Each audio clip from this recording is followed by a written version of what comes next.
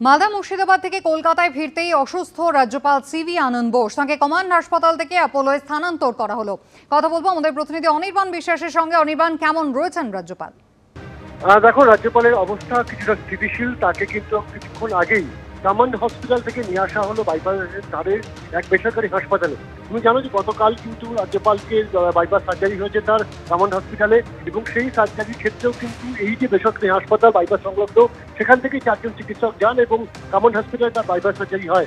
তারপরেই কিন্তু সিদ্ধান্ত নেওয়া হয় যে একটু স্টেবল হলেই রাজ্যপালকে নিয়ে আসা হবে এই বাইপাস সংলগ্ন যে 5 স্টার যে হসপিটাল রয়েছে সেখানে, এবং সেই হসপিটালে কিন্তু কিছুক্ষণ আগেই তাকে নিয়ে আসা হয়েছে। এবং স্বাভাবিকভাবে রাজ্যপালকে ইতিমধ্যে কিন্তু ইমার্জেন্সি থেকে তার জন্য যে নির্দিষ্ট যে প্রেসিডেন্সিয়াল শুট, সেই প্রেসিডেন্সিয়াল শুটে তাকে নিয়ে যাওয়া হয়েছে, এবং সেখানে কিন্তু 24 ঘন্টা তিনি মনিটরিং এ থাকবেন চিকিৎসকদের, এবং তার যে সমস্ত প্যারামিটার্স গুলো রয়েছে সেই সমস্ত প্যারামিটার্স গুলো মনিটরিং হবে আগামী কয়েকদিন। যেহেতু এত বড় একটি বাইপাস সার্জারি হয়েছে, সেই সার্জারি কতটা সফল সেটা কিন্তু ইতিমধ্যেই চিকিৎসকরা জানিয়েছেন, এবং তার আগামী কয়েকদিন কিন্তু গভীর পর্যবেক্ষণে রাখা হবে, এমনটাই কিন্তু হাসপাতালের তরফে জানানো হচ্ছে। ধন্যবাদ।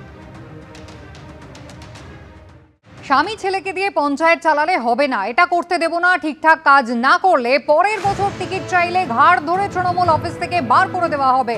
বাঁকুড়া তৃণমূল সাংসদ অরূপ চক্রবর্তী তিনি আবারও সরব হয়েছেন।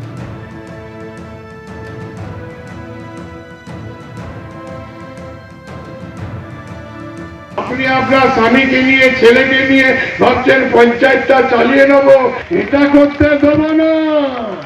যদি ঠিক কাজ না করেন পরের বছর টিকিট চাইতে এলে ঘাটটা ধরে আপনাকে বের করে দেবে তৃণমূল অফিস থেকে। আমার যারা ভোটার লিস্টে কাজ করবে, যারা ভোটার লিস্ট পরিপূর্ণ করবে, এরা পঞ্চায়েতে টিকিট পাবে, এরা পঞ্চায়েত সমিতিতে পাবে, এরা জেলা পরিষদে পাবে।